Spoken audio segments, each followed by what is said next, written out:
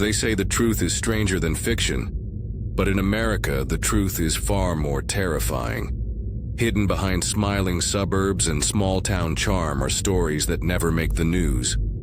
A scream that no one answered. A motel room that's never rented twice. A figure standing just beyond the light, watching. Tonight, you're about to step into 11 real-life horror stories. Not folklore, not urban legends, but actual accounts from people who wish they could forget. From cursed highways in the Midwest to the echoing silence of abandoned hospitals out west, each tale will make you question what's real and what's waiting in the dark. So dim the lights, turn the volume up, and remember, monsters don't always hide under the bed. Sometimes they knock on your front door. The night stretched endlessly before me, a canvas of shadows painted by the flickering streetlights. I was a 22-year-old college kid turned DoorDash driver, chasing extra cash in the dead of a holiday weekend. But as my car hummed through the desolate streets at 2 a.m., a chilling realization hit me. Some deliveries aren't just about food, they're about survival. The dashboard glowed faintly, its green light casting ghostly reflections on my windshield. I'd been driving since 8 p.m., my routine a blur of McDonald's bags and suburban driveways. The holiday weekend promised bigger tips, so I pushed past the ache in my shoulders, the heaviness in my eyelids. Just one more order, I told myself, the words looping in my mind like a mantra. The city was asleep, its streets empty save for the occasional flicker of a distant headlight. The air outside was thick with the promise of rain, a dampness that clung to my skin when I rolled down the window. My radio played softly, a late-night jazz station that filled the car with mournful notes, each saxophone wail echoing the loneliness of the hour. I'd started DoorDash a few months ago, a side gig to pay off my student loans. At first it was thrilling, navigating new streets, meeting strangers, feeling the freedom of the open road, but the novelty had worn off, replaced by a bone-deep fatigue that came with late nights and endless deliveries. I'd quit my grocery store job to do this full-time, a decision I was starting to regret. "Keep going," I whispered, my voice barely audible over the hum of the engine.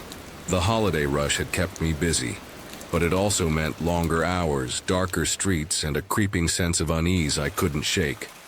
My phone pinged, shattering the silence. A new order popped up on the DoorDash app, an address I didn't recognize, far from the usual neighborhoods. Warehouse District 4th Street, it read with a note. Enter through side door, leave at front desk. My stomach twisted, a flicker of unease I dismissed as exhaustion. It's just a delivery, I thought, but the address felt like a weight pulling me towards something I couldn't name. I tapped accept and let the GPS guide me, its robotic voice cutting through the hum of my engine. The route took me past the city limits where the lights grew dimmer, the buildings sparser, and the night felt heavier. The warehouse district was a forgotten corner of the city, a maze of crumbling buildings and rusted gates. As I turned onto 4th Street, the streetlights grew sparse, their weak glow swallowed by the darkness. The warehouse emerged like a monolith, its rectangular form stark against the starless sky. The parking lot was a wasteland, dotted with a few semi-trucks that loomed like silent sentinels. Their trailers gleamed faintly, reflecting my headlights as I slowed to a crawl. I double-checked the app, my thumb tracing the address. "This is the place," I whispered, though the words felt hollow. The building's facade was a wall of cracked concrete, its few windows boarded up, as if hiding secrets from the world. I pulled around to the side, my tires crunching on gravel, and parked. Near a heavy metal door, its small glass window caught my headlights glinting like a predatory eye. I killed the engine, and the silence rushed in, a thick, suffocating presence that pressed against my chest. The air was heavy with the scent of damp concrete and stale oil, a reminder of the industrial decay surrounding me. I grabbed the McDonald's bag, its warmth a fleeting comfort, and stepped out, my sneakers scuffing against the ground. The night was colder than I'd expected, the chill seeping through my jacket as I approached the door. A faint breeze carried the distant sound of a train whistle, a mournful cry that made the emptiness feel even more profound. Peering through the window, I saw nothing but darkness, broken by a single bulb in the corner. Its sickly yellow light barely reached the walls, casting jagged shadows that seemed to writhe. Where's the front desk, I wondered, my breath fogging the glass. The notes had been specific, but there was no desk, no guard, no sign of life. I pushed the door open, its hinges groaning under the weight, and stepped into a void. The entrance was a small, claustrophobic room, its walls stained with years of neglect. The dim bulb flickered, buzzing faintly, as if struggling to stay alive. The air inside was stale, thick with the scent of mold and something metallic, like old machinery left to rust. Beyond the room, a corridor stretched into blackness, its end lost in an abyss. This isn't right, I thought, my pulse quickening. Warehouses with night shifts were alive with noise. Forklifts rumbling, workers shouting, machines humming. But here, the silence was a living thing, wrapping around me like a shroud. I fumbled for my phone, the screen's glow a lifeline in the dark. I checked the order again, scrolling through the details with trembling fingers. Everything matched. Address, notes, customer name. Yet every instinct screamed to turn back. The corridor seemed to pulse with a life of its own, the shadows shifting, as if something or someone was watching. What if someone's waiting? The thought slithered into my mind, cold and unbidden. I remembered a story from another driver, a guy I met at a diner who'd delivered to a remote factory last year. He'd found the place empty, the order fake, and narrowly escaped when two men emerged from the shadows. He had laughed it off over beers, but his eyes had been haunted, his hands trembling as he recounted the way the men had moved, silent, predatory, like wolves circling prey. Just a story, I told myself, but the memory anchored my fear, rooting to the spot. I dialed the customer's number, my thumb hesitating before pressing call. The line connected, and a moment later, a phone rang, its chime slicing through the silence from the far end of the corridor. My breath caught, a sharp intake that burned my lungs. Another ring, louder, closer. It's moving toward me. In the faint glow of my phone, I glimpsed a shape, a hulking figure emerging from the dark, the glint of a screen in its hand. My heart pounded, a frantic drumbeat that drowned out everything. "Hey, I've got your order," I called, my voice cracking like thin ice. "I'm leaving it right here." I set the bag on the floor, the crinkle of paper deafening in the stillness. The figure didn't speak. It moved faster, strides heavy and deliberate, a shadow growing larger with each step. Its silence was worse than any threat, a void that swallowed my courage. Run, now. The command exploded in my mind, shattering the haze of fear. I turned, bolting for the door, my sneakers slipping on the slick floor. The metal door slammed behind me, the sound echoing like a gunshot. I stumbled into the night, the cold air a shock to my lungs as I sprinted to my car. My hands shook as I fumbled for the keys, the locks clicking into place as I dove inside. Through the door's window, a shadow moved, slow, deliberate, watching. Its outline was indistinct, but the weight of its gaze pinned me in place. I didn't wait to see more. The engine roared and I sped away, the warehouse shrinking in my rearview mirror. The road blurred before me, my hands gripping the wheel as if it could anchor me to reality. What was that? The question looped in my mind, a trance that kept me awake until I reached the safety of my apartment. I drove past the city limits, the lights of downtown a faint glow on the horizon. My mind replayed the moment, the ringing phone, the shadow in the dark, the suffocating silence. I thought of my childhood, nights spent listening to my grandfather's ghost stories, tales of empty places where the air grew heavy with unseen eyes. "You'll know when you're not alone," he'd said, his voice a gravelly whisper. I'd laughed then, but now the memory felt like a warning. I collapsed onto my couch, the adrenaline draining away, leaving a hollow dread in its wake. It was just a weird night, I told myself, trying to bury the memory beneath layers of denial. But 2 days later, my phone rang, an unknown number that sent a shiver down my spine. A police officer's voice crackled through, calm but edged with urgency. "Were you at the warehouse on 4th Street at 2:30 a.m. Saturday?"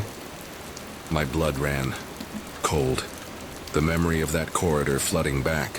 They had footage of my car, my license plate glowing in the grainy video. I explained everything, the delivery, the corridor, the man who emerged from the dark. The officer's tone shifted, heavy with unease. The warehouse had been closed for the holiday, its doors locked, its alarms armed. Someone had broken in using a fake DoorDash account to lure me there. The bag of food was found untouched in the hallway, abandoned like bait in a trap. "We don't know what they wanted," the officer said, his words a knife in my gut.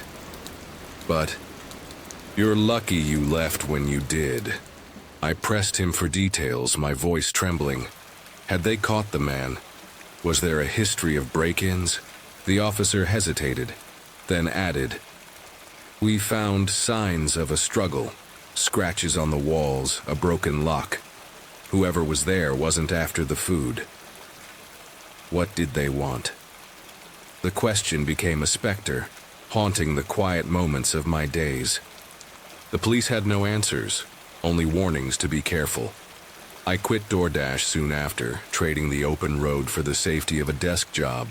But the memory of that corridor, of the ringing phone and the shadow in the dark, clings to me like a second skin. At night, when the world grows still, I hear it again. The chime of a phone echoing from a place I can never escape. Some doors, once opened, never truly close.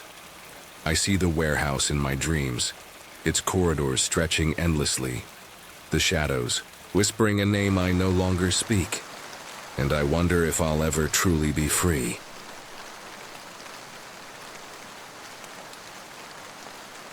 The rain fell in a steady whisper, cloaking the night in a veil of uncertainty.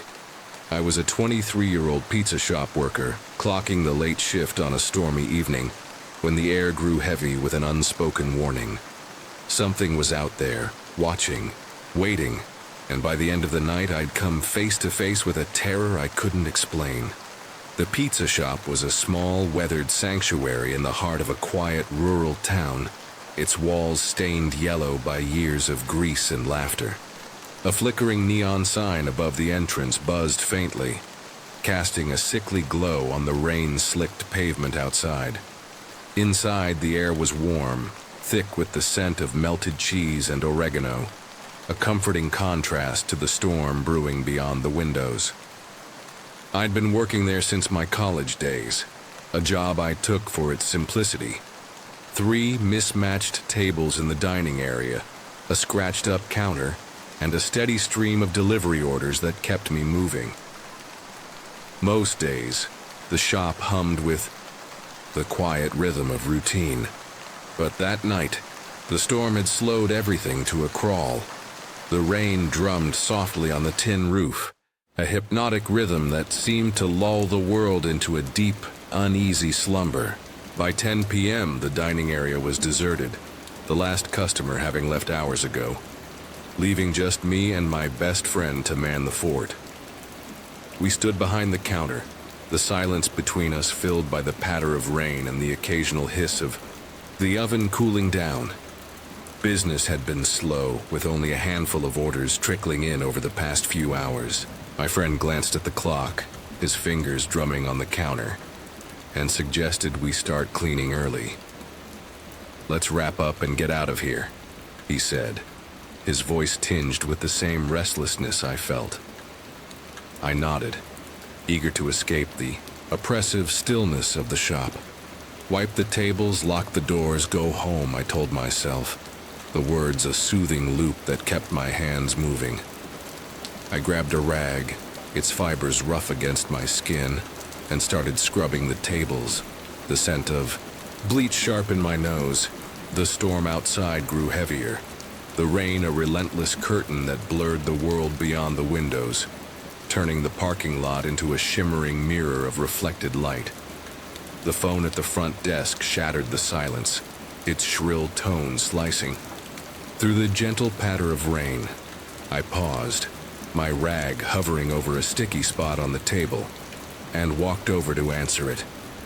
My sneakers squeaked on the tiled floor, the sound unnervingly loud in the empty shop.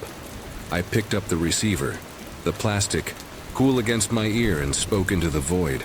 "How can we help you today?" My voice echoed, swallowed by the stillness on the other end.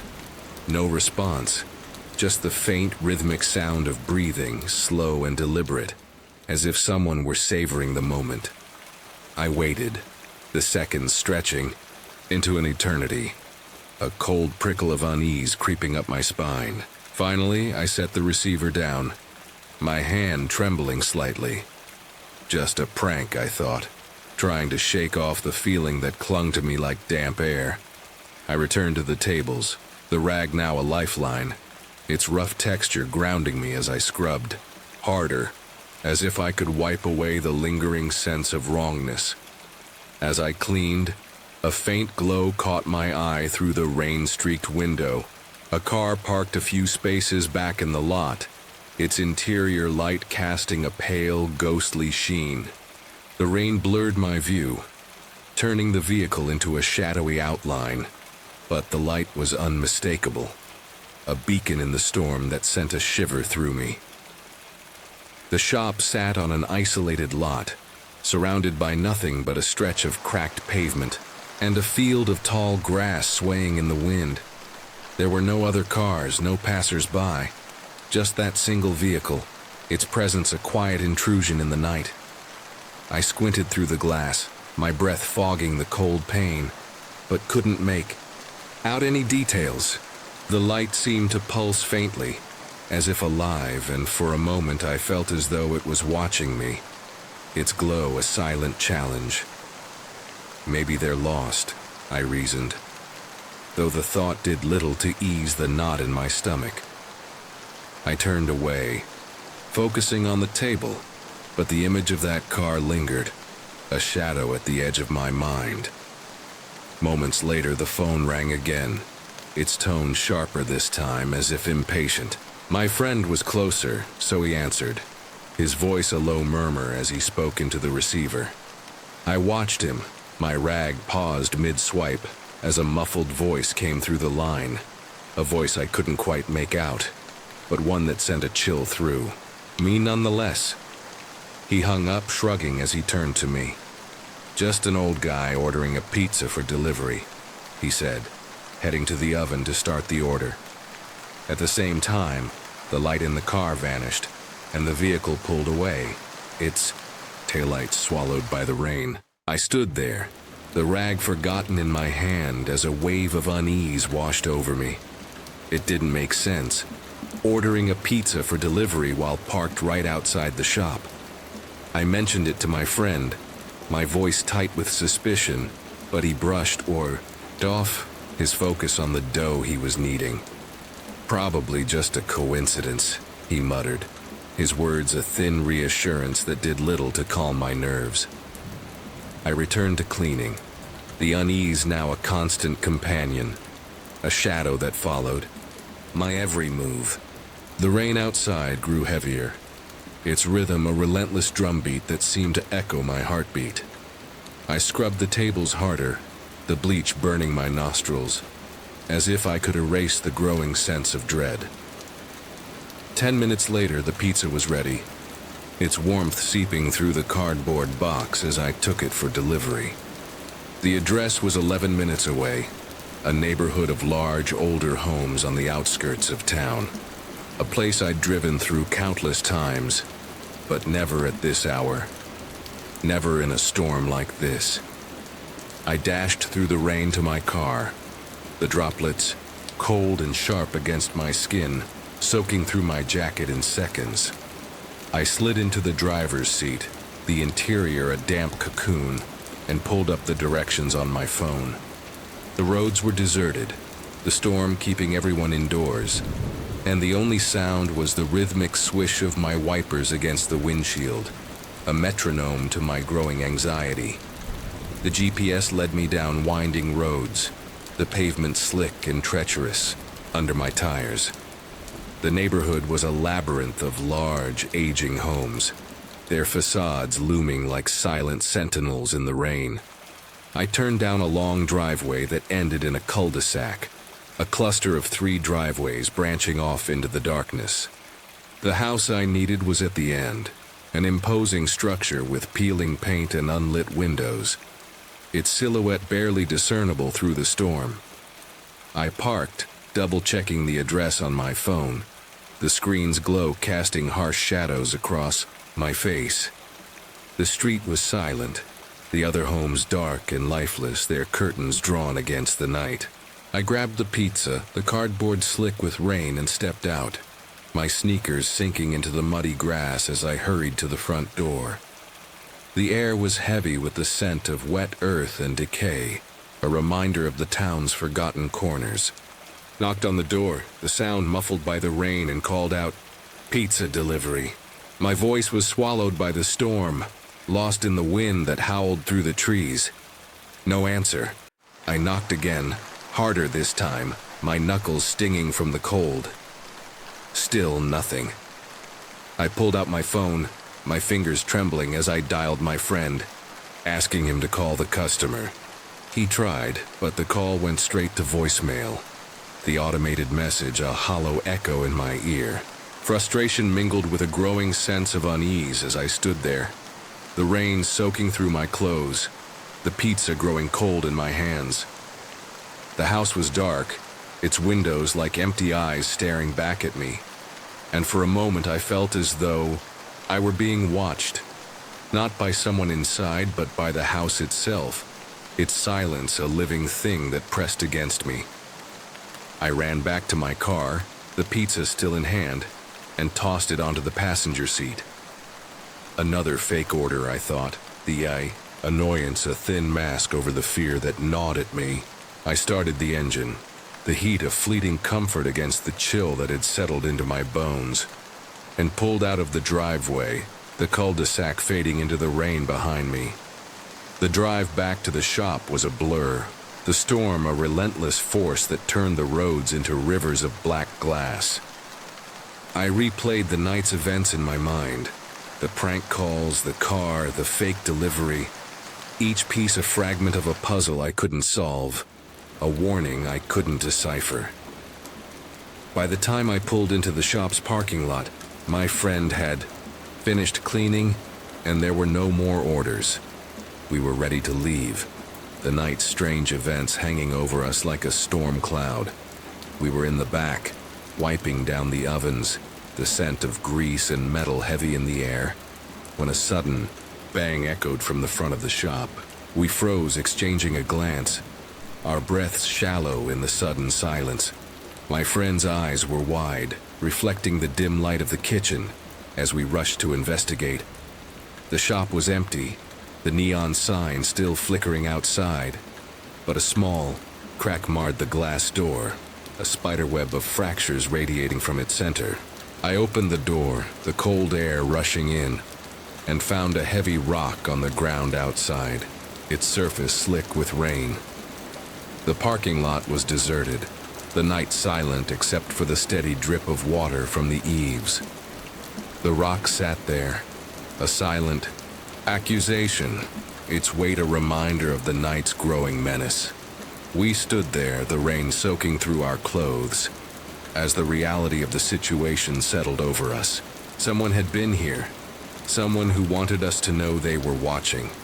We debated calling the police, our voices low and tense, but with only 10 minutes left in our shift, we didn't want to stay longer. The crack was minor, barely noticeable, in the dim light, so we decided to tell the manager the next day and quickly. Finished up, locking the back door behind us. I glanced at the parking lot one last time, the empty space now a void that seemed to stretch endlessly, and hurried to my car, the rain a cold lash against my skin. The drive home was a descent into darkness, the rain heavier now, turning the roads into a treacherous maze. My headlights cut through the storm, illuminating the slick pavement in fleeting bursts, but the world beyond was a blur of shadows and uncertainty. I replayed the night's events in my mind, each moment a thread in a tapestry of fear. The prank calls, the car, the fake delivery, the rock. Thought of a story I'd heard from a co-worker years ago. A tale of a delivery driver who'd been stalked by a customer. A man who'd followed him home and left cryptic messages on his doorstep. The driver had quit the next day, his voice trembling as he recounted the experience, and I dismissed it as an urban legend. But now, the memory felt like a warning, a premonition of the terror that awaited me. I pulled into my driveway, the familiar sight of my small house a fleeting comfort in the storm. It was late, past midnight, and exhaustion weighed on me like physical thing, my limbs heavy with the night's tension. I wanted nothing more than to collapse into bed, to escape the storm and the memories it carried. But a nagging hunger drove me to the kitchen. The house was dark. The only light a faint glow from the street lamp outside, its beam fractured by the rain. I reached for the pantry door, my fingers brushing the handle, when a sound stopped me cold. The splash of tires through puddles outside, a car pulling to a stop in front of my house.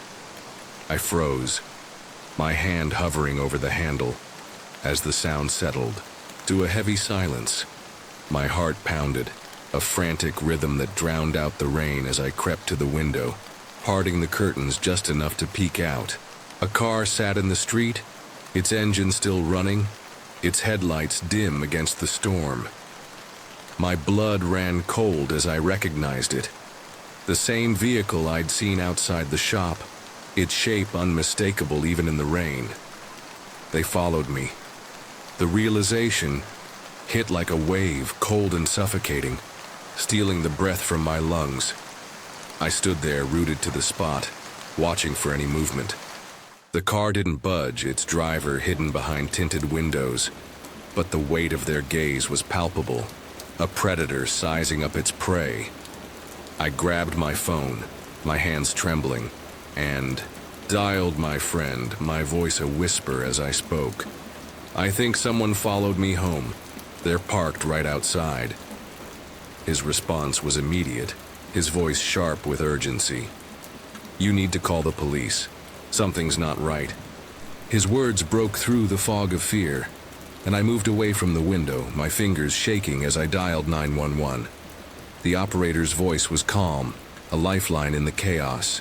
Her words a steady anchor as she promised a patrol car was on its way.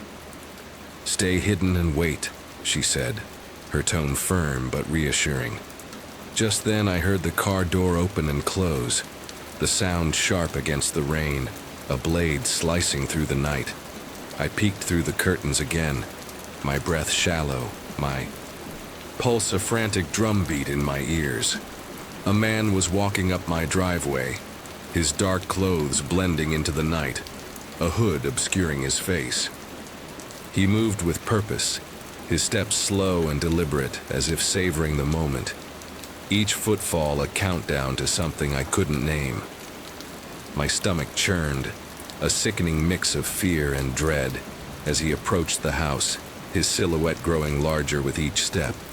He paused at the front door, his presence a dark stain against the night, then continued along the side of the house, his footsteps crunching on the gravel until he stopped outside my window.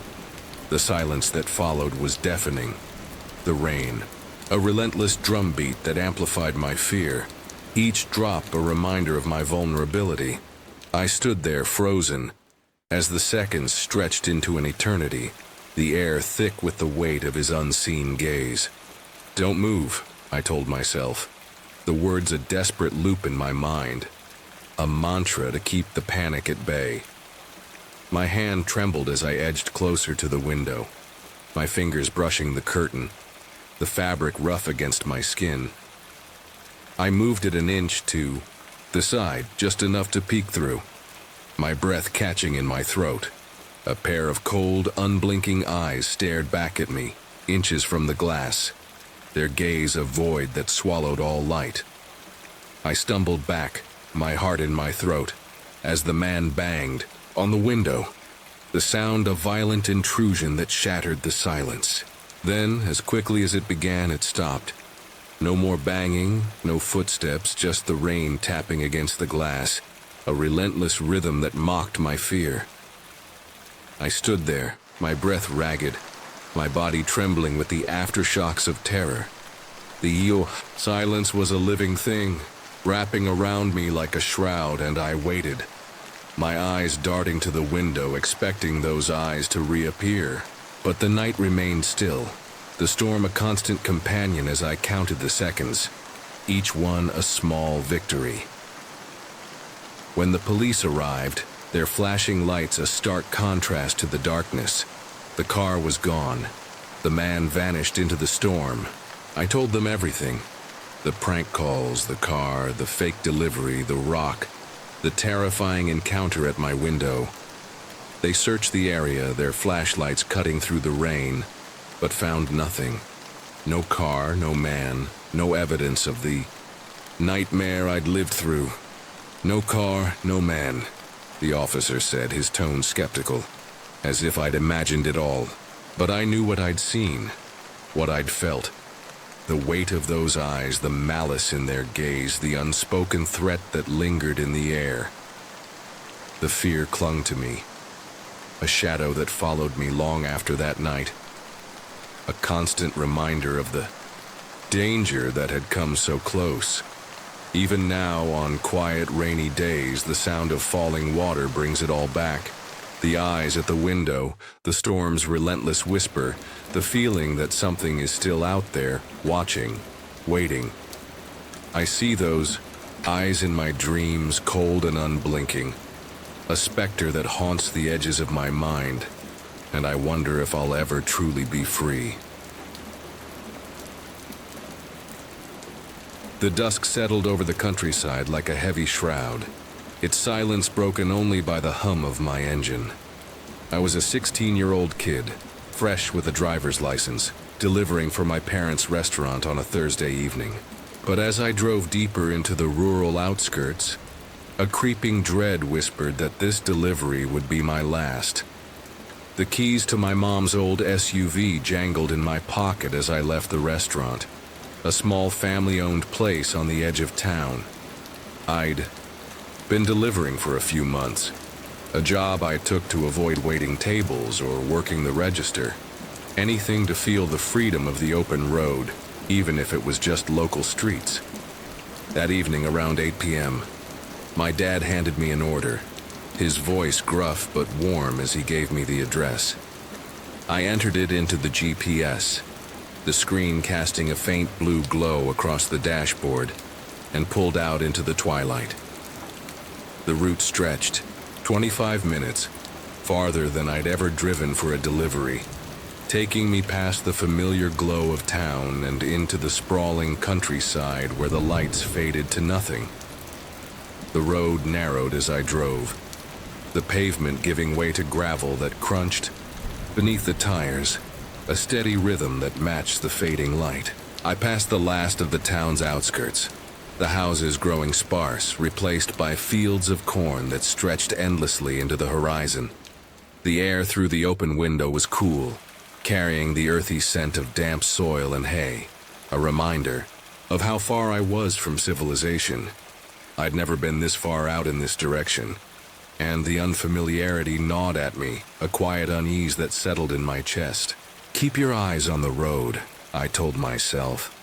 The words a loop to steady my nerves, but the darkness seemed to press closer. The fields on either side a sea of shadows that whispered secrets I couldn't hear. The GPS directed me down an unpaved path, a narrow trail that cut through the fields, leading to a lone farmhouse at the end. The house emerged from the gloom, its silhouette stark against the fading light, a weathered structure with a sagging roof and peeling paint, its windows dark and uninviting. The path ended in a small grass field, the blades glistening with evening dew, and I hesitated, unsure whether to drive onto the grass. I parked at the edge, the headlights casting long, distorted shadows across the field, and stepped out, the order in hand. The air was thick with the scent of wet grass and something sharper, like rotting wood, and the silence was absolute, broken only by the faint rustle of leaves in the distance. I walked toward the house, my sneakers sinking into the soft earth, each step a reminder of how alone I was. The porch light was on, a single bulb that buzzed faintly, casting a weak circle of light that barely reached the steps. The rest of the house was dark, its windows like empty sockets staring into the night, and I felt a shiver run through me, a primal instinct that urged me to turn back. I glanced over my shoulder, the SUV a distant comfort in the gloom, and quickened my pace, the bag of food growing heavy in my hands. The longer I stayed out here, the more the silence seemed to take shape, a presence that watched from the shadows. Just before I reached the porch, a sound pierced the stillness, a low, grating noise from the backyard, like a wooden door being forced open, its hinges protesting with a mournful groan. I froze, my heart lurching in my chest, the sound echoing in the empty night. "It's nothing," I told myself, but the lie did little to calm the panic rising in my throat. I stepped onto the porch, the wood creaking beneath my weight, and set the bag down, my fingers trembling as I pressed the doorbell. The chime was swallowed by the night, and I turned to leave, my instincts screaming to get back to the car. I regretted parking so far, the distance now a chasm I couldn't cross fast enough. And as I hurried down the steps, I heard it. Footsteps, heavy and rapid, coming from the direction of the noise.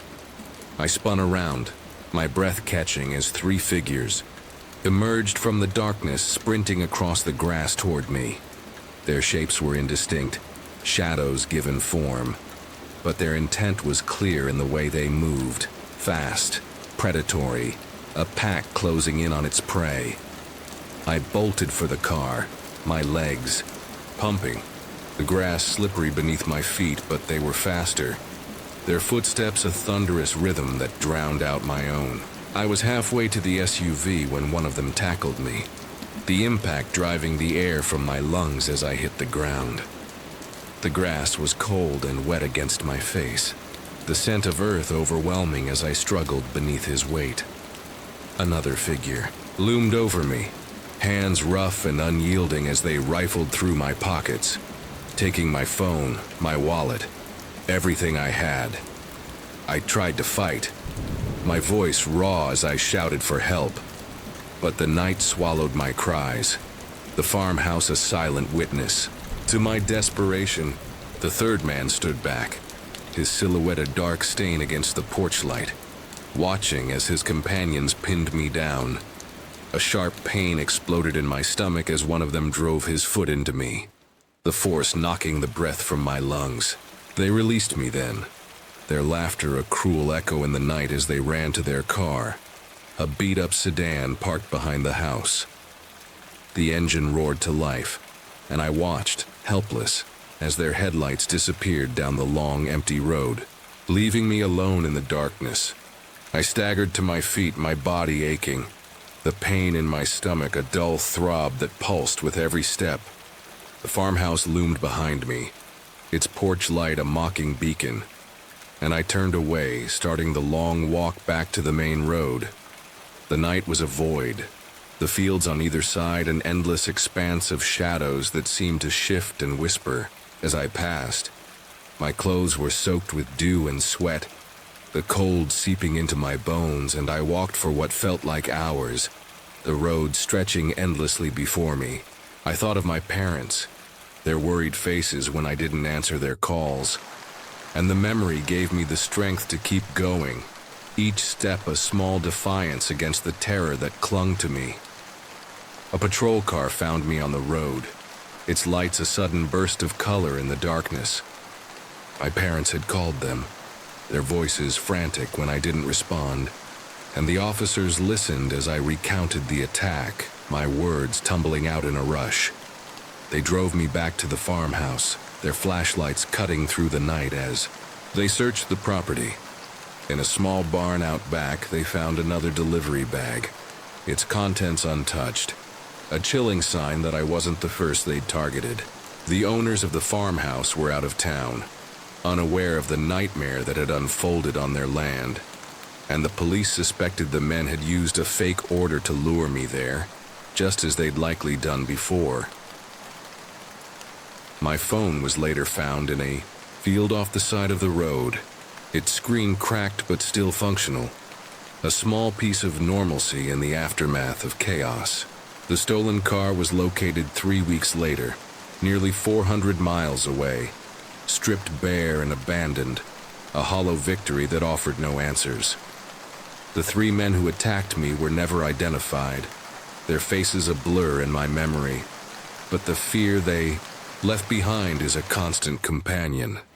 I see the farmhouse in my dreams, its dark windows watching, the sound of that wooden door echoing in the silence, and I wake with the taste of earth in my mouth, a reminder of a night I'll never escape.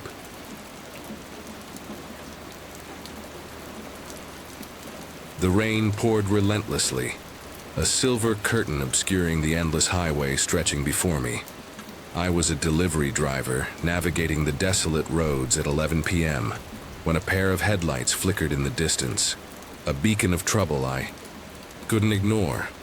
But in the darkness of that stormy night, I learned a chilling truth.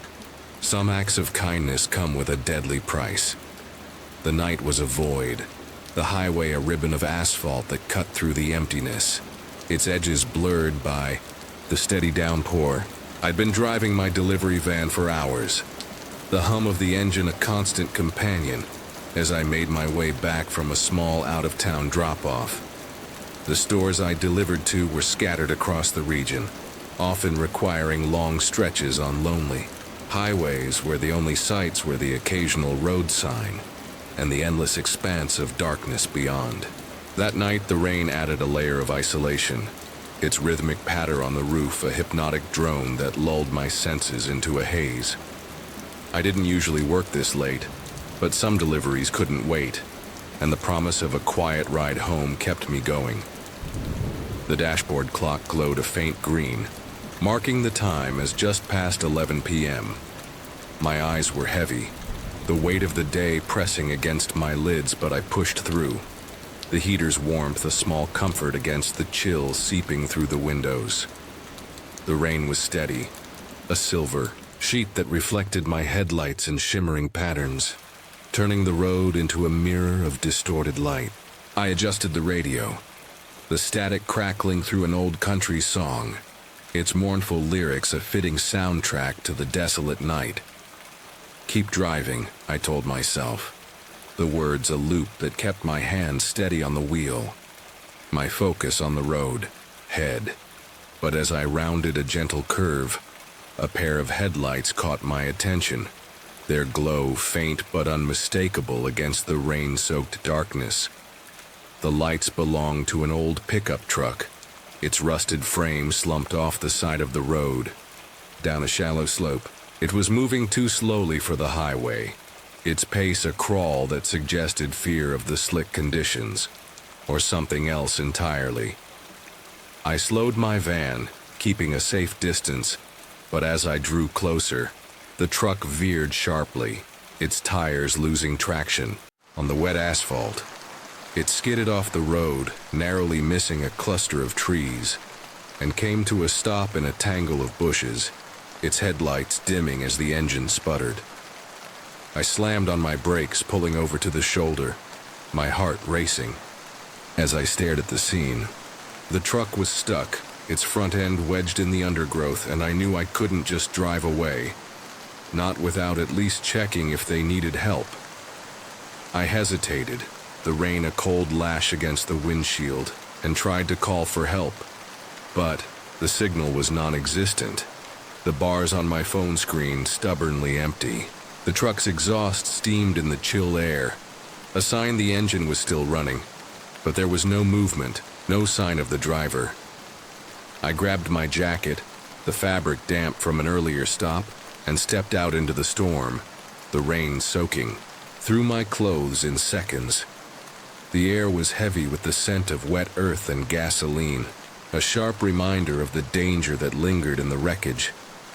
I carefully made my way down the slope, my boots slipping on the muddy grass, until I reached the truck. The driver's side window was fogged over, obscuring my view, and I rapped on the glass, my knuckles stinging from the cold. The door opened slowly, revealing a man in the driver's seat, his hands fumbling with the ignition as if desperate to escape. He looked up at me, his face pale in the dim light, his eyes wide with something I couldn't place. Fear, perhaps, or something darker. "Are you okay?" I asked, my voice nearly lost in the rain. "Do you need help?" He didn't speak for a moment. His gaze locked on mine, and then he nodded, his voice low and strained. "Can you give me a ride?" I hesitated, the unease in my gut growing, but I couldn't leave him stranded. Not here, not in this storm.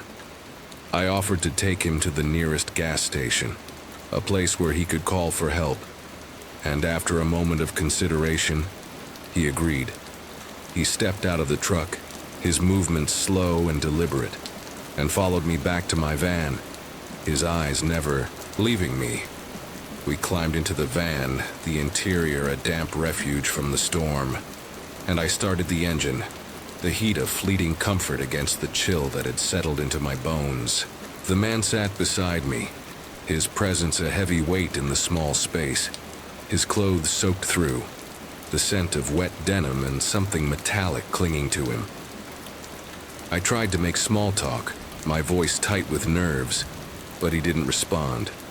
His silence a wall between us. Every few moments I glanced at him, his face illuminated by the dashboard's glow, and found him staring at me, not smiling, not frowning, just staring, his eyes unblinking and cold. The unease grew into a quiet dread, a whisper in the back of my mind that I'd made a terrible mistake. "Keep driving," I told myself again, the words a desperate loop to drown out the fear, but the highway seemed to stretch endlessly. The rain a relentless force that isolated us from the world. I thought of a story I'd heard from another driver years ago, a man who'd picked up a hitchhiker on a night like this, only to find himself at the wrong end of a knife. He'd escaped, but the memory had haunted him, a cautionary tale I'd dismissed as exaggeration, until now. The man beside me shifted, his movements subtle but deliberate, and I felt the weight of his gaze intensify, a predator sizing up its prey. The rain pounded harder, the wipers struggling to keep up, and I gripped the wheel tighter, my knuckles white against the black leather. Ahead, the faint lights of a small town emerged, a gas station's neon sign a beacon in the storm, and I felt a flicker of relief. But as we drew closer, the man grew more agitated, his eyes darting around the van, then out the windows, as if searching for something or someone. I pulled into the gas station, the lot empty except for a few parked cars, their windows dark and lifeless. I parked near the pumps, the neon sign casting a sickly glow across the pavement, and turned to the man, my voice steady despite the fear gnawing at me. "Do you need help with anything else?" He didn't answer. His silence, a heavy weight that pressed against my chest. The tension was palpable, a coiled spring ready to snap, and I tried to break it, my words a desperate attempt to regain control. "I'm going to head back on the road," I said, my hand reaching for the gear shift. But before I could move, he lunged, his body slamming into mine, pinning me against the door with a force that stole my breath. His fists came down hard, the pain exploding across my cheek as I struggled to free myself, my hands fumbling for the door handle. I managed to open it, the cold air a shock against my skin. But he grabbed me, his grip iron tight as I fought to break free. Just then, the passenger door flew open, and he was yanked away, his body hitting the pavement with a thud. I scrambled out of the van, my chest heaving, and saw 2 police officers pinning him down, their voices sharp as they shouted commands. 2 patrol cars sat nearby, their lights flashing in the rain, a sight I hadn't noticed in my panic. I leaned against the van, my breath coming in ragged gasps as the officers explained what had happened. The man was a fugitive, fleeing a serious crime in a stolen truck. An officer had found the crashed vehicle on the highway and called for backup, staking out the gas station in case he showed up. They hadn't known he was with me, but when they saw the attack, they intervened, saving me from a fate I couldn't bear to imagine. They didn't share the full details, their faces grim as they cuffed the man. But the truth was clear. He'd seen the police and thought I'd led him into a trap. Or perhaps he'd planned to steal my van all along. The uncertainty haunted me, a specter that lingered in the quiet moments, a reminder of how close I'd come to disaster. I drove away from the gas station, the rain a steady companion. But the highway felt different now, its darkness a threat I couldn't ignore. The man's eyes haunted me, cold and unblinking, a memory that replayed in my dreams, the sound of rain a constant echo of that night. I knew I'd been lucky, but the fear remained, a shadow that followed me down every empty road, whispering that danger was never far away.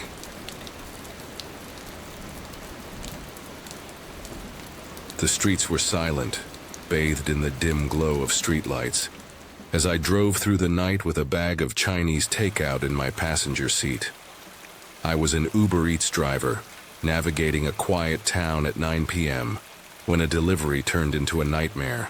Some houses hold secrets darker than their shadows, and that night I walked right into one. The air inside my car was warm, tinged with the savory aroma of fried rice and soy sauce, a small comfort against the chill of the evening. I'd been driving for UberEats for about a year, a gig I'd taken up after losing my part-time retail job, hoping for the easy money the ads promised. But the reality was far less glamorous.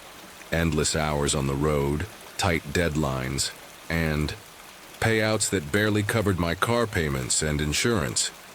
I was only a teenager, my bills minimal, but the stress of the job weighed on me, a constant reminder that I was trading my peace for pennies.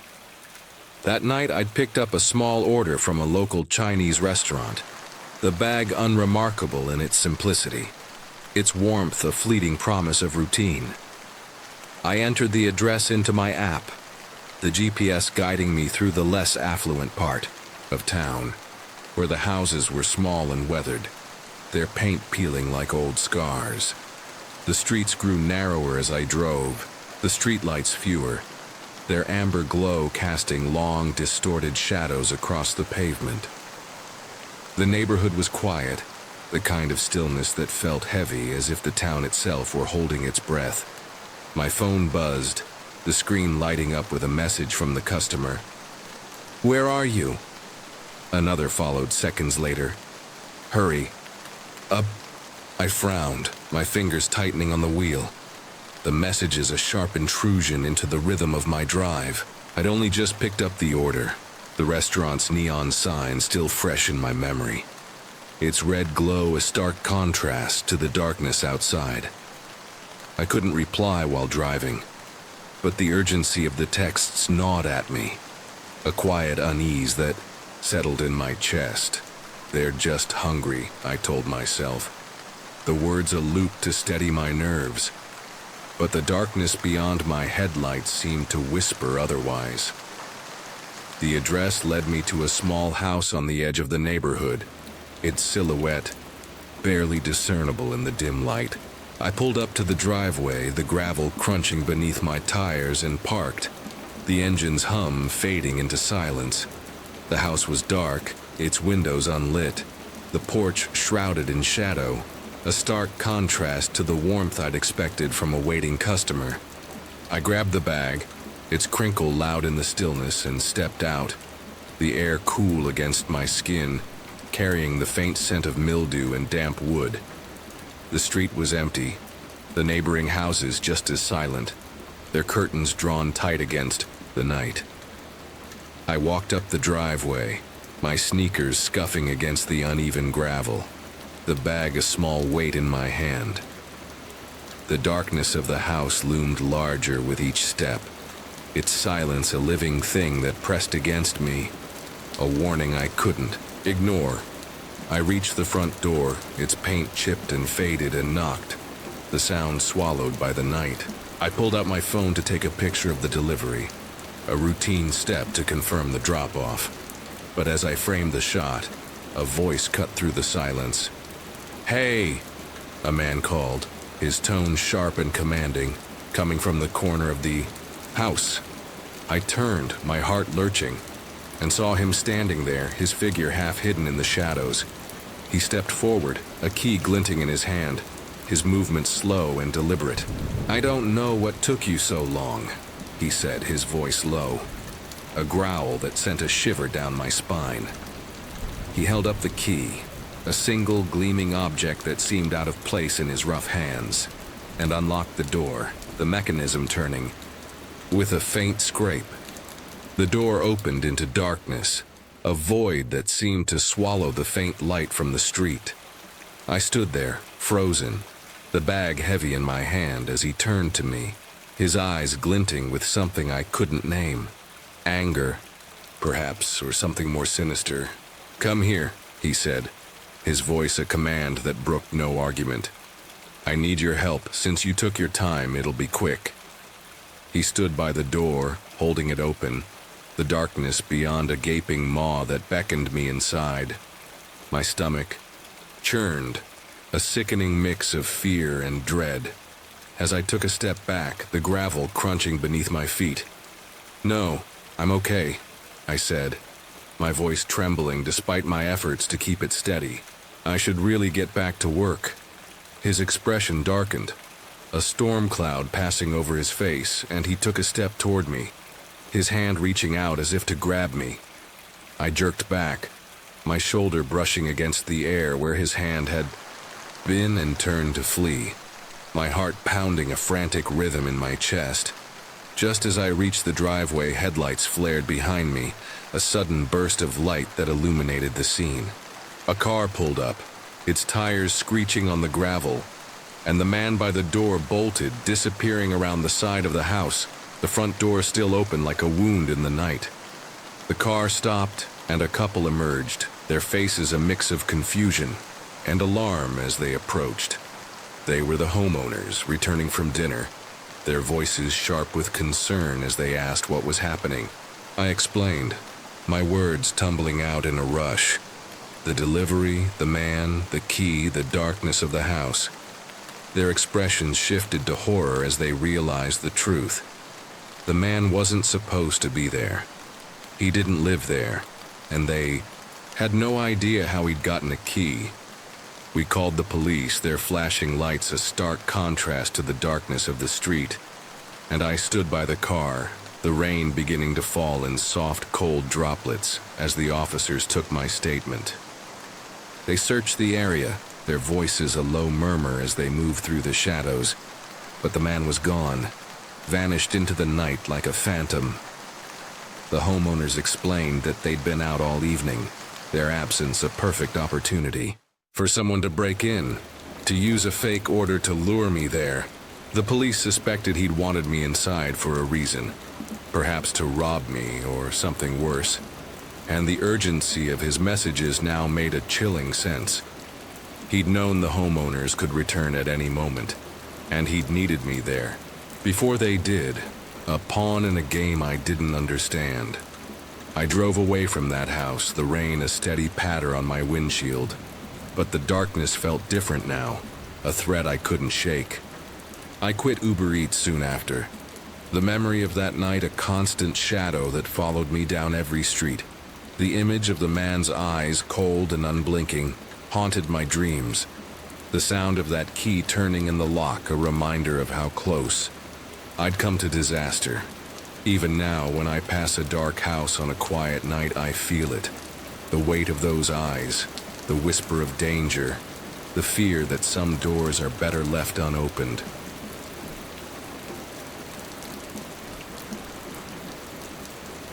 The neon lights of the city faded as I drove toward a grocery store at 10 p.m., a bag of fast food warming my passenger seat.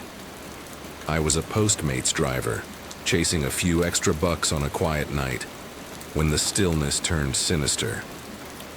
In the shadows of that empty lot, I learned that some deliveries are traps, and I barely escaped with my life. The night was cool, the air heavy with the scent of fried food as I drove through the city, the bag from Wendy's a small comfort in the passenger seat. I'd been working as a Postmates driver for a few months, a side job I took to supplement my main gig, something to fund the little luxuries, vacations, new clothes, the occasional splurge. My other job covered the essentials like rent, but this was my escape, a way to unwind while earning extra cash. I never took it too seriously. If a night didn't yield much, I'd shrug it off and move on. That evening, I'd started around 8 p.m., right after my day job, and by 10 p.m., I'd already made a decent haul, more than most nights. I considered calling it quits, the weight of the day pressing against my shoulders, but the orders kept coming, and I decided to keep going, chasing the momentum of a good night. My phone lit up with a new order, a medium-sized meal from Wendy's with a standard tip, nothing out of the ordinary. I drove through the pickup window, the cashier's smile a fleeting warmth in the dim light, and collected the order, the bag's warmth seeping through my fingers. I tapped Start Route on my app, the GPS guiding me to a location 15 minutes away, a grocery store on the edge of town. I'd delivered to stores before, often for employees working late shifts, but this order felt different. The address wasn't the store itself, but a GPS pin set nearby, a precise coordinate that struck me as odd. Maybe they're in the parking lot, I thought. The words a loop to steady my nerves, but the darkness beyond my headlights seemed to hold its breath, a silent warning I couldn't ignore. The grocery store emerged from the night, its sign a faint glow against the starless sky. But as I pulled into the parking lot, I saw it was closed, the windows dark, the lot empty except for a few parked cars in the distance. I parked near the entrance, the asphalt slick with a thin layer of dew, and stepped out, the bag in hand, the air cool against my skin. The store was a hulking silhouette, its glass doors reflecting the faint light of a single street lamp, the glow distorted by the night's humidity. The silence was oppressive, broken only by the distant hum of a generator, a low thrum that seemed to vibrate in my chest. I looked around, expecting to see the customer waiting, but the lot was deserted, the shadows pooling in the corners like ink. They'll be here, I told myself. The words a desperate loop to keep the unease at bay, but the emptiness felt alive, a presence that watched from the darkness. I texted the customer, my fingers trembling slightly as I typed, letting them know. I was at the store. The reply came almost immediately, the screen lighting up with their response. We're around the back. You'll see us when you round the corner. The message sent a shiver through me, a quiet dread that coiled in my gut. I hesitated, the bag growing heavy in my hand, and glanced at the store again. Its dark windows like eyes staring back at me. I'd had strange deliveries before, customers who changed locations, odd requests. But this felt different, a trap I couldn't quite name. I got back into my car, the interior a damp refuge, and drove around the building, the tires crunching on gravel as I navigated the narrow alley. The back of the store was even darker, the shadows deeper, the parked cars in the distance the only sign of life, their windows fogged and lifeless. I stopped the car, my headlights cutting through the gloom, but there was no one there, no customer, no movement, just the empty expanse of pavement stretching into the night. The unease grew into a quiet panic, a whisper in the back of my mind that I shouldn't be here. I was about to drive away, the bag still in my lap, when my phone buzzed again, the sound sharp in the stillness. "We're coming up right now," a man's voice said through the line, his tone clipped and urgent before the call ended abruptly. I looked around, my heart racing, the shadows seeming to shift and breathe, but there was still no one in sight. The panic solidified into a cold certainty. I needed to leave now. I made a tight U-turn, the tires squealing on the pavement, and started back the way I came, the alley narrowing as I drove. But before I could reach the main lot, a figure darted in front of my car, his hands raised in a stopping motion, his silhouette stark against my headlights. I braked hard, my body lurching forward, and he approached my window, his face obscured by the darkness. "You have my order?" he asked, his voice low and commanding, a tone that sent a shiver down my spine. I grabbed the bag, my hands trembling, and rolled down the window just enough to hand it to him, the cool air rushing in. But he didn't take it, his eyes locked on mine, a predator's gaze that held me in place. I stood there, the bag extended, feeling foolish and exposed, when I heard it. A faint shuffle of footsteps from the other side of the car, a shadow moving in the corner of my vision. The back door of my car flew open, the motion swift and violent, and I dropped the bag, the food spilling onto the pavement as I slammed my foot on the gas. The car lurched forward, the man by my window shouting after me, his voice a roar in the night. I felt a presence in the back seat, a shadow that reached forward, hands grasping at the gear shift, trying to force the car into park. I swerved, my heart pounding, and the figure in the back struggled for a moment before throwing themselves out, their body hitting the pavement as I sped away. I glanced in the rearview mirror, my breath ragged, and saw them both running after me, their figures shrinking as I turned the corner and escaped into the night. I drove for miles, the city lights a distant glow on the horizon, before I felt safe enough to stop, my hands shaking as I called the police. They arrived, their questions a blur as I recounted the attack, but they offered little help, their promises to investigate hollow in the face of my fear.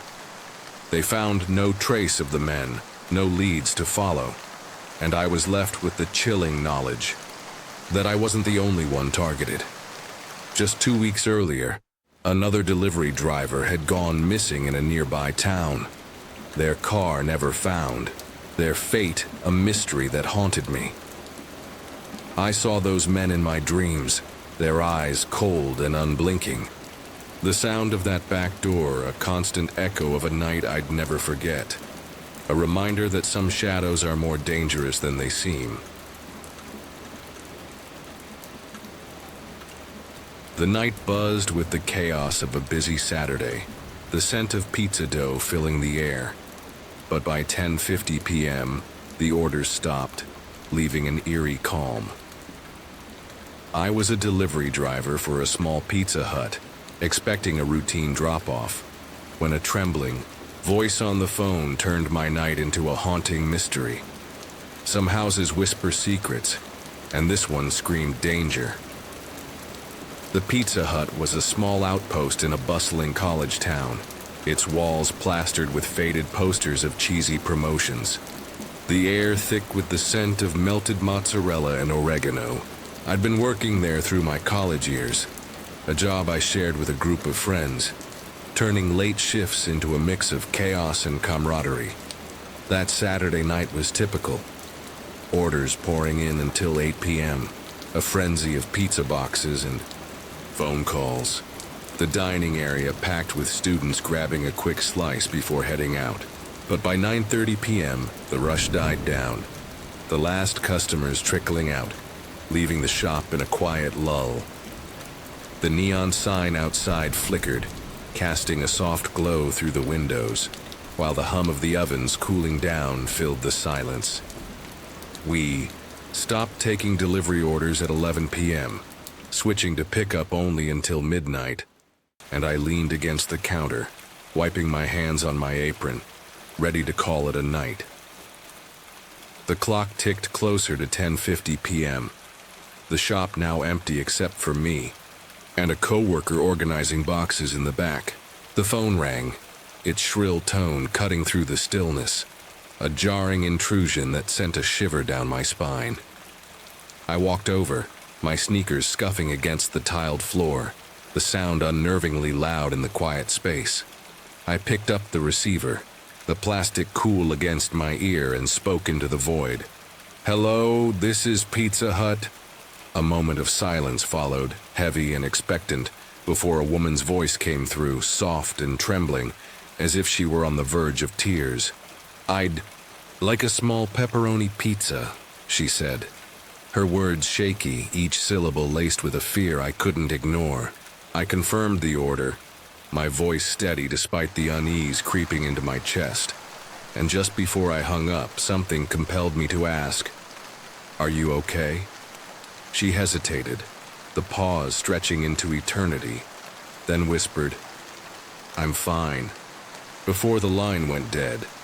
Her voice lingered in my mind, a haunting echo that refused to fade as I prepared the pizza, the routine motions a stark contrast to the dread that gnawed at me. I slid the pizza into the oven, the heat of fleeting warmth against the chill that had settled into my bones, and watched as the cheese bubbled and browned, my thoughts racing. "She's probably just tired," I told myself, the words a loop to steady my nerves, but the tremble in her voice told a different story, one I couldn't shake. 15 minutes later, the pizza was ready, its warmth seeping through the box as I grabbed it and headed out, the address a few blocks away, a short drive through the quiet streets. The night was crisp, the air carrying the faint scent of autumn, leaves as I drove, the streetlights casting long shadows across the pavement. The house was in a residential area, a modest two-story home with a neatly trimmed lawn, its exterior unremarkable in the dim light. But as I pulled into the driveway, a strange light caught my eye, flickering from around the garage where the front door was, a rhythmic glow that seemed to pulse, as if someone were moving in front of it. I parked, the engine's hum fading, into silence and grabbed the pizza, the receipt tucked into the box, the paper crinkling in my hands. I rounded the garage, the light now brighter, spilling out from the open front door, a gaping void that seemed to swallow the night. A man stood in the doorway, his presence a stark contrast to the voice I'd heard on the phone. He was tall and heavy-set, his bald head glistening with sweat, his breaths coming in heavy, labored gasps, as if he'd just run a marathon. His expression was a storm of frustration and anger, his eyes narrowing as they met mine, a look that made my stomach churn. I held up the pizza, my voice steady despite the fear creeping up my spine. "I have a delivery for this address," I said, stepping onto the porch, the wood creaking beneath my weight. He didn't speak. His gaze locked on me. His silence, a heavy weight that pressed against my chest.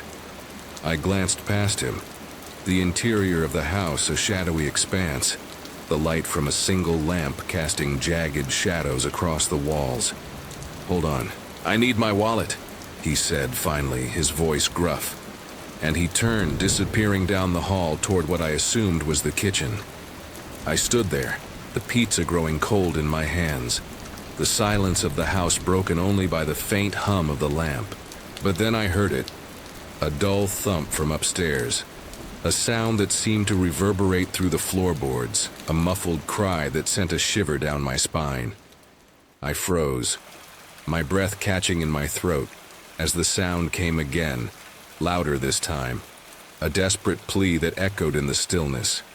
My mind raced, the woman's trembling voice replaying in my memory, and I realized with a sickening clarity that something was terribly wrong.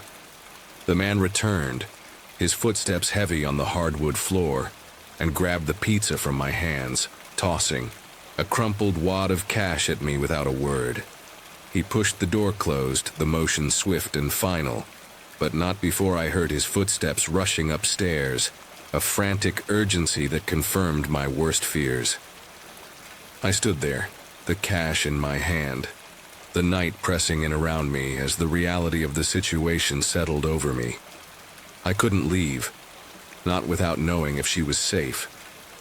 I walked back to my car, my heart pounding, and drove a block away, pulling over to the side of the road, the pizza box still warm on the passenger seat. I called the police, my voice trembling as I explained what I'd heard, asking them to check on the house, to make sure everything was okay.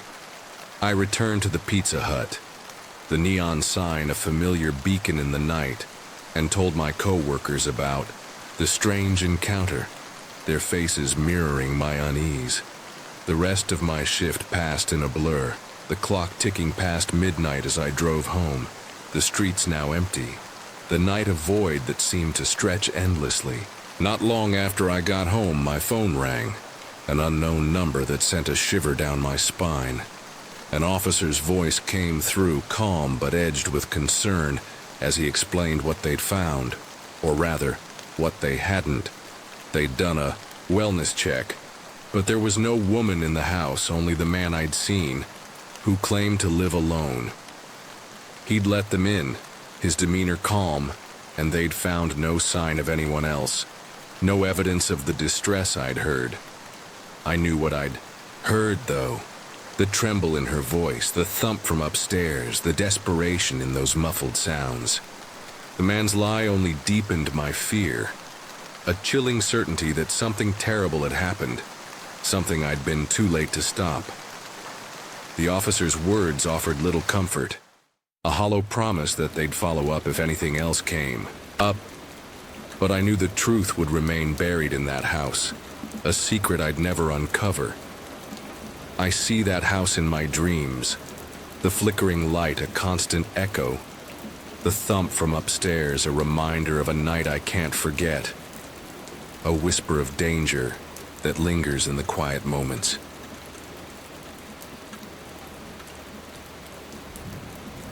The dashboard clock blinked 2:17 a.m., its red glow the only color in a world of black.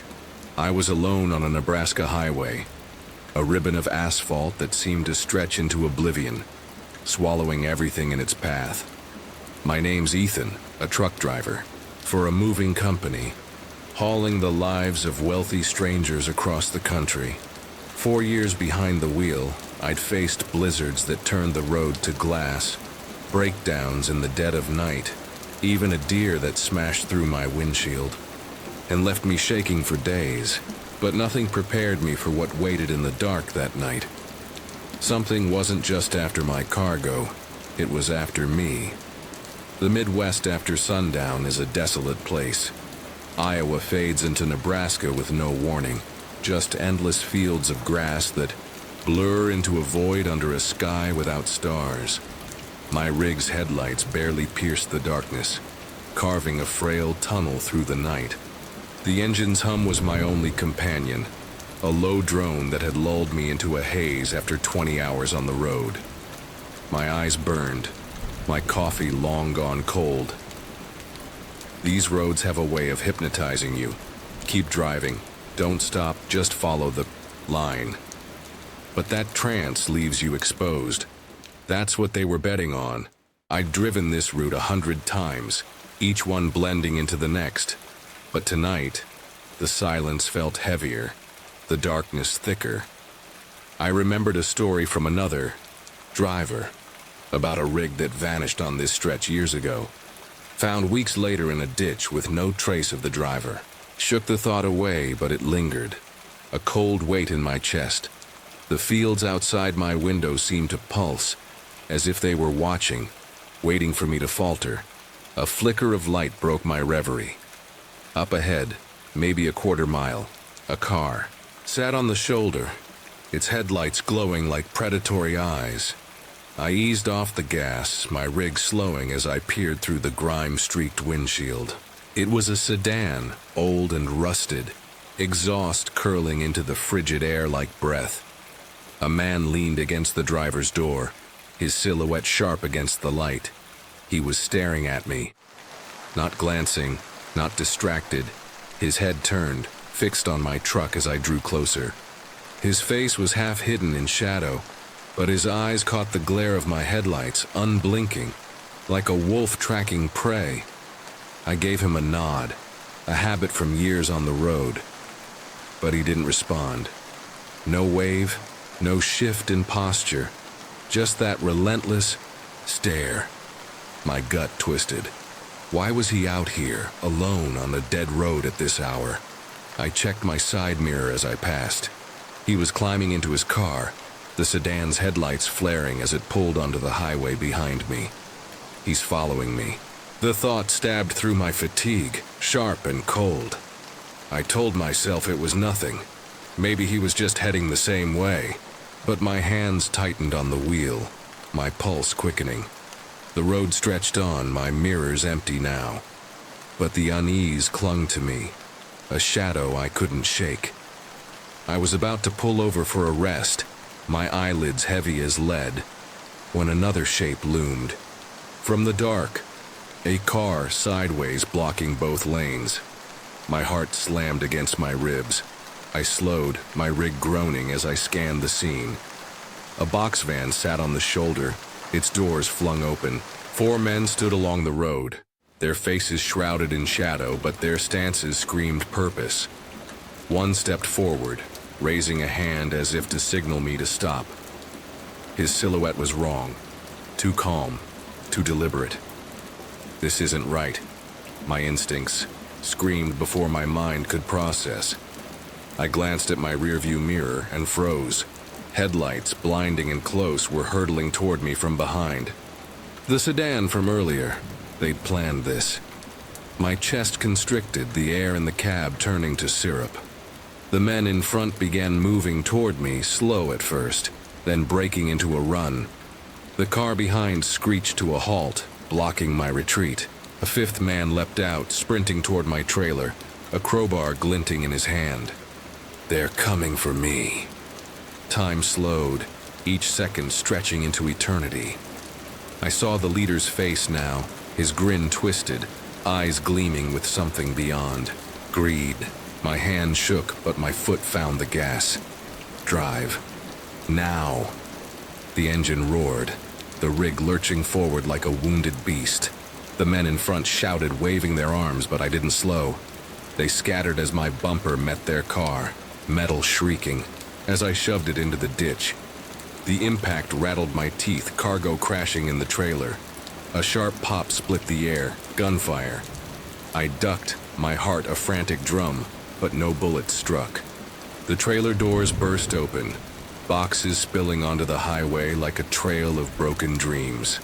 I drove for miles, my vision blurred by sweat and fear, my hands locked on the wheel. The road seemed to twist, the fields whispering my name.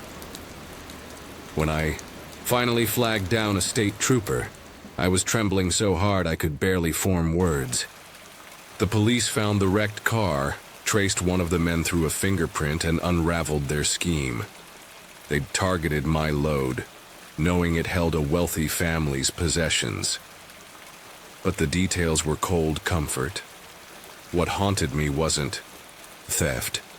It was the look in that first man's eyes, the one by the sedan. He hadn't just wanted the cargo. He'd wanted me erased. The investigation dragged on. They caught one guy, but the others vanished into the night. The company replaced the lost cargo, but I paid the real price. I still drive these roads, the same endless highways, but they're different now. Every shadow feels alive, every parked car a threat. And every time I pass a sedan on the shoulder, I see that stare. I wonder if they're still out there, waiting for another driver to fall into their trap. I wonder if they're watching me now. The neon sign of Domino's flickered like a dying pulse, casting a sickly yellow glow over the empty parking lot. It was just past 10 p.m., and I was drowning in the stillness of a slow night, the kind that makes every shadow seem to breathe. My name's Caleb, a college sophomore slinging pizzas to cover textbooks and gas. I'd been at it for months, thinking I'd mastered the routine. Take the order, drive, drop it off, repeat. But that night, a man walked into the shop, and his eyes told me I'd been wrong all along. He wasn't here for pizza. He was here for me. The store was a fragile oasis against the biting October chill. The scent of dough and cheese thick in the air. Most nights I'd be weaving through traffic, dodging late orders, but tonight was a ghost town. I was in the back, stacking pizza boxes, the hum of the ovens lulling me into a daze. I'd heard stories from other drivers, creepy customers, late-night pranks, but nothing serious. Still, the quiet tonight felt wrong, like the world was holding its breath. The bell above the door chimed, sharp and jarring, snapping me out of my thoughts. My coworker, Jake, was at the counter, but I looked up, drawn by some instinct I couldn't name. That's when I saw him, a man in his 30s, his face pale as ash, his eyes bloodshot and sunken, like he hadn't slept in days. His hands shook as he spoke, and I felt his gaze linger on me, even when he turned away. I stayed in the back, pretending to fuss with the boxes, but my ears were locked on his voice.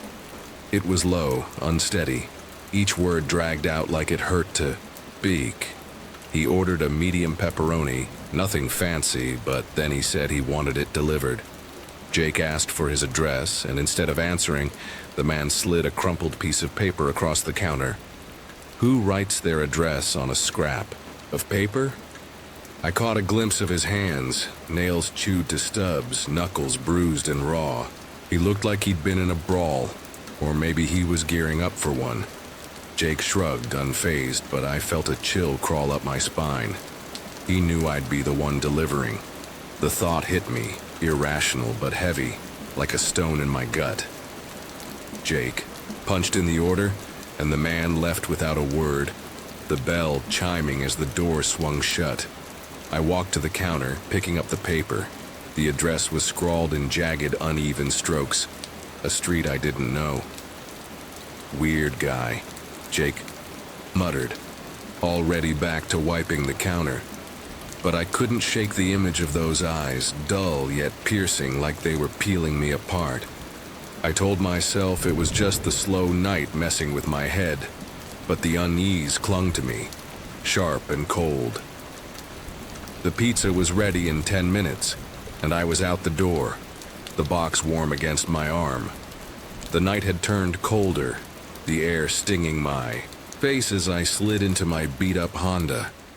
I punched the address into my phone, 12 minutes away, a quiet neighborhood on the edge of town.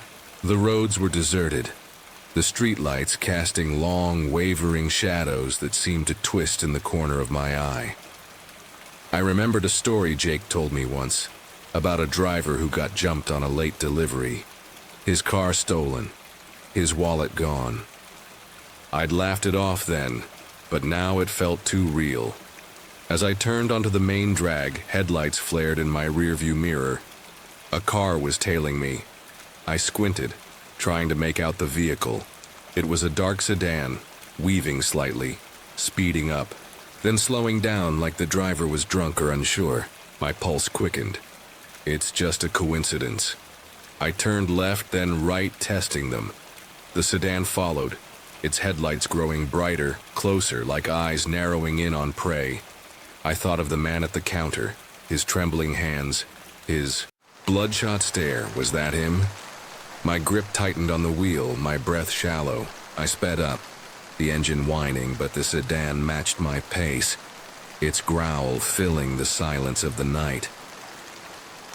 I pulled into the neighborhood, the sedan still behind me but hanging back now, parking a block away under a broken streetlight. The house was ordinary. 2 stories, faded siding, a porch light flickering like it was gasping for life. I stepped out, pizza in hand, my heart pounding so loud I could hear it. Something's wrong. The windows were dark, the street silent except for the faint hum of crickets. I knocked, the sound swallowed by the night. No answer. I knocked again, harder, my eyes scanning the shadows, my skin prickling with dread. A figure moved to my right, stepping out from the side of the house. It was him, the man from the shop. His hood was up, but those bloodshot eyes gleamed under the streetlight, locked on me. "You're late," he growled, his voice thick with liquor. Before I could speak, another man appeared on the porch, his face pale, his stare vacant like a puppet with cut strings. They were together. The second man lunged toward me, his footsteps heavy on the wooden porch. The hooded man sprinted from the side, blocking my path to the car. They're going to rob me, or worse. Panic surged through me, hot and blinding. I dropped the pizza, the box splitting open on the ground, and bolted for my car. The hooded man was faster, his hand grazing my jacket as he lunged. "Get out! Now!" I threw myself into the driver's seat, slamming the door as the second man reached the window, his fist pounding on the glass, his face twisted with rage. I jammed the car into reverse, tires screeching as I floored it. The hooded man leapt aside, cursing, as I swerved onto the street, my heart racing so fast I thought it would explode. I didn't stop until I was miles away, pulling into a gas station, my hands shaking as I dialed 911. Within an hour, the cops had both men in cuffs. The truth was worse than I'd imagined.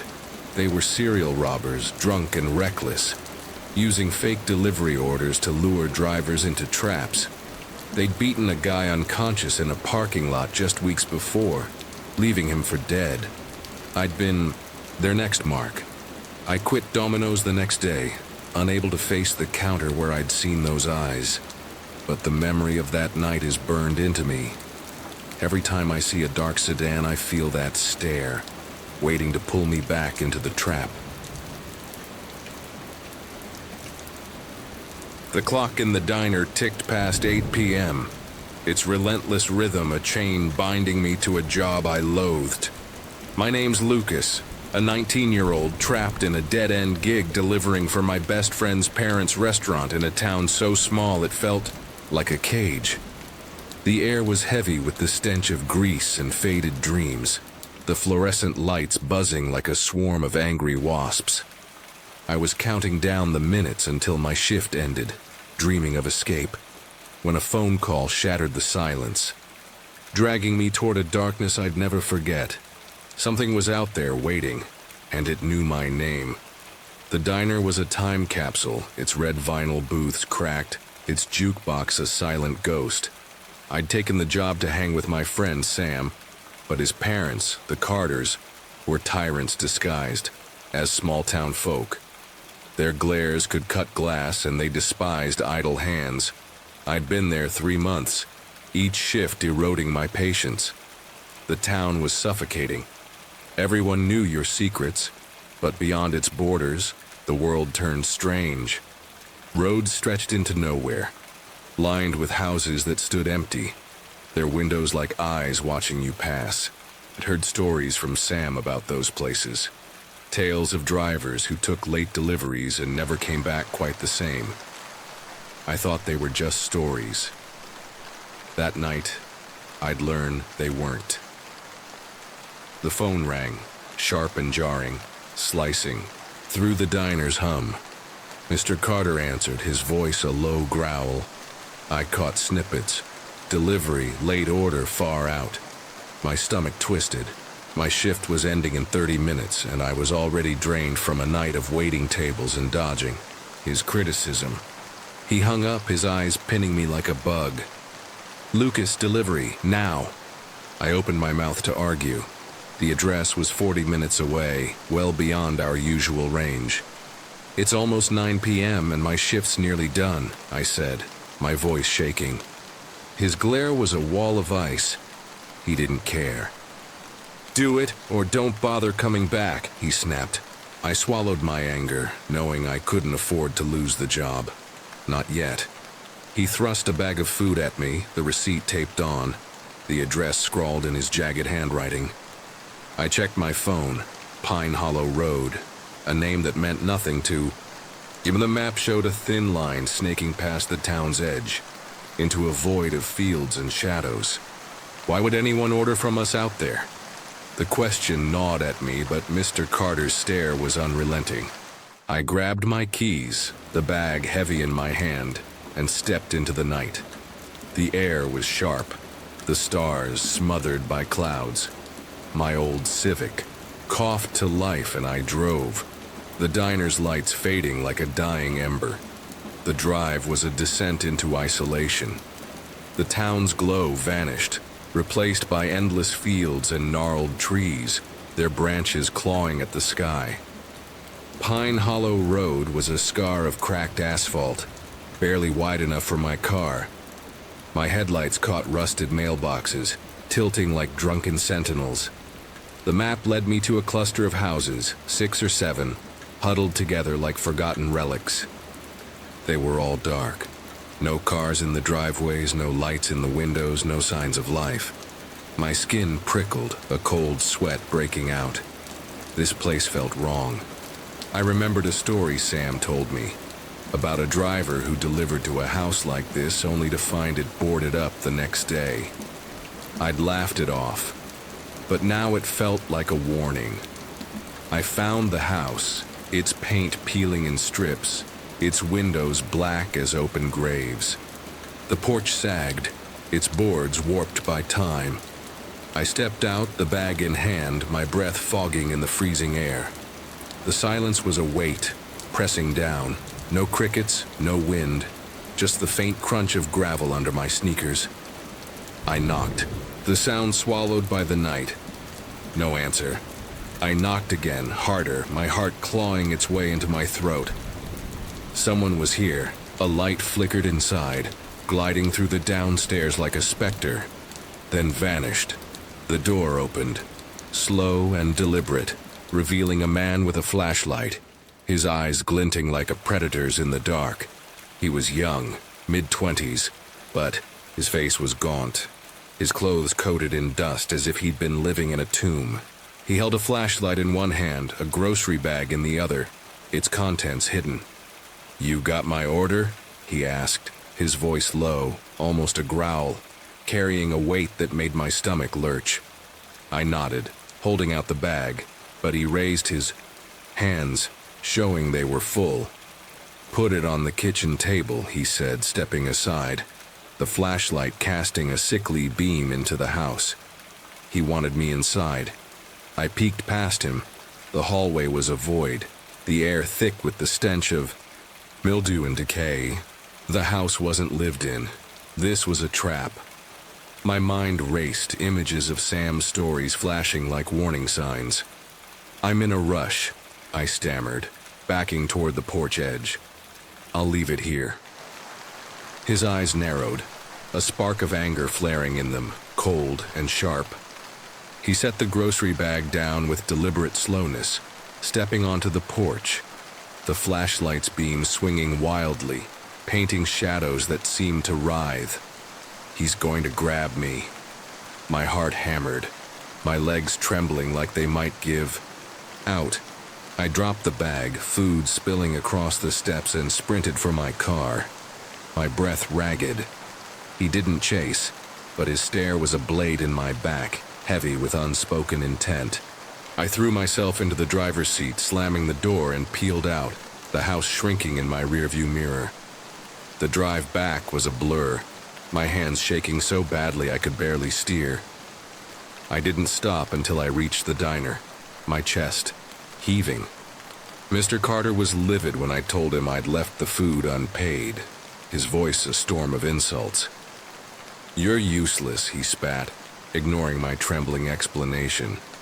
I quit on the spot, Sam's disappointment a faint ache compared to the terror I'd felt. I didn't call the cops, too shaken, too consumed by the fight with Mr. Carter. That was my mistake. Days later, I couldn't let it go. I searched for Pine Hollow online, my hands still shaking as I typed. It was a ghost street, its houses abandoned since the factory closed a decade ago. No one lived there, no one ordered from us. The man I'd met was a phantom, his intentions a black hole. I heard whispers of other drivers lured to empty houses, their stories ending in silence. I'd been lucky, but the memory of that night is a scar. Every time I pass a dark house, I see that flashlight, those eyes waiting to pull me into the void.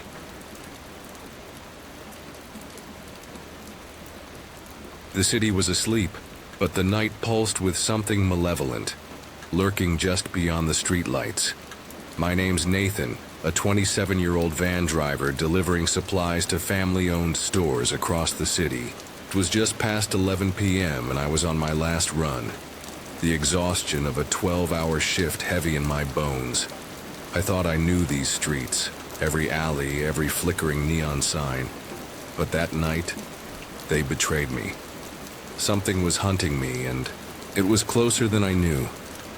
The van was my sanctuary, its dashboard a mess of empty coffee cups, crumpled receipts, and a faded photo of my dog taped to the console. I'd been at this job for 2 years, hauling canned goods, cleaning supplies, anything the small shops needed to survive. Night shifts were my choice. Fewer cars, less chaos, but they carried a shadow. The city changed after dark, its familiar, corners twisted by silence and long, empty stretches of asphalt. I'd heard stories from other drivers, muggings in deserted lots, carjackings gone wrong, but I thought I was untouchable. I was careful, always checking my mirrors, always locking my doors. I was wrong. I'd just finished my last drop-off at a corner store, the warehouse 30 minutes away, when headlights flared in my side mirror, sharp and sudden. A car pulled up behind me at an intersection, its engine idling with a low, predatory hum. The streets were deserted, just me and them, the traffic light glowing red like a bloodshot eye. When it turned green, I eased forward, expecting them to pass. They didn't. They stayed right behind me. My pulse quickened, a cold sweat breaking out. The van was slow, a lumbering beast, but most drivers would swing around me, impatient. This one clung to my tail, deliberate, unyielding. I glanced in the mirror, squinting against the glare. It was a dark SUV, its headlights blinding, creeping, so close I could see the grime on its hood. I slowed at the next stop sign, hoping they'd turn or pass. Instead, they inched closer, their bumper nearly kissing mine, the heat of their engine palpable, their tailgating me. My hands tightened. On the wheel, my mind scrambling, I remembered a story from a co-worker, Mike, about a driver rear-ended on a quiet road, robbed at knife point before he could blink. I told myself it was nothing, just a distracted driver, but the SUV's lights grew brighter. And then, impact. A jolt rocked the van, metal groaning as I lurched forward, my seatbelt biting into my chest. I put the van in park, my heart hammering, and unbuckled, my hands trembling as I reached for the door. Before I could step out, a man was at my window, his face caught in the streetlight's sickly glow. He was smiling, but his eyes were wild, bloodshot, his breath heavy with liquor. "Sorry, man," he slurred, motioning for me to step out. His voice too casual, too rehearsed. "Something's wrong." I froze, my eyes darting to the rearview mirror. 2 more figures were at the back of my van, their movements jerky but purposeful, their shadows stretching long across the pavement. They're not here to apologize. I opened the door, my legs unsteady, and stepped onto the asphalt. The cold, air biting my skin. The man kept talking, his words a jumbled mess of excuses, but his friends closed in, their faces half hidden, their hands clenched into fists. I asked for his insurance, my voice shaking, trying to hold on to normalcy, but they just stared, silent, their eyes glinting with a hunger I couldn't name. "They're going to hurt me." The air thickened, my chest constricting like a vice. I turned to run, but their footsteps exploded behind me, heavy and fast, the sound swallowing the night. I didn't make it to the door. A hand clamped onto my shoulder, spinning me around, and a fist slammed into my chest, driving the air from my lungs. "Fight back. Now!" I shoved the man away, my adrenaline roaring, and lunged for the van's door. Another grabbed me, his nails clawing into my arm, dragging me toward their SUV, its back door yawning open like a maw. "Get in," he growled, his voice thick with rage, his breath hot against my neck. I kicked, twisted, my body screaming, in panic. If I get in that car, I'm dead. I thought of Mike's story, how the driver he knew had vanished for days, found broken in a ditch. I couldn't let that be me. With a desperate surge, I tore free, my jacket ripping as I stumbled into the van, slamming the door and locking it. The men pounded on the windows, their faces contorted, their fists leaving smears on the glass. I floored the gas, tires screeching as the van lurched forward, their shouts fading into the night. I didn't stop until I reached a gas station, my hands shaking so badly I could barely dial 911. The cops came, took my statement, but the men were gone, their SUV a phantom swallowed by the city. They found no trace, no plates, no witnesses. They wanted more than my cargo. The investigation went nowhere. The police called it a drunken impulse, but I saw their eyes.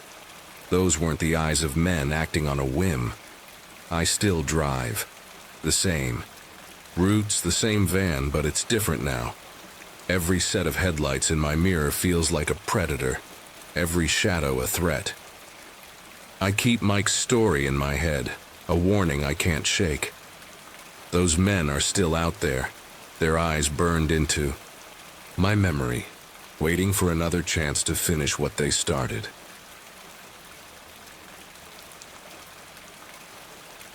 Still breathing? Then maybe you're lucky, or maybe you just haven't heard your story yet. These 11 tales are only a glimpse into the shadows cast by everyday life in America. Behind every strange disappearance, every unsolved case, every coincidence lies a darker version of reality.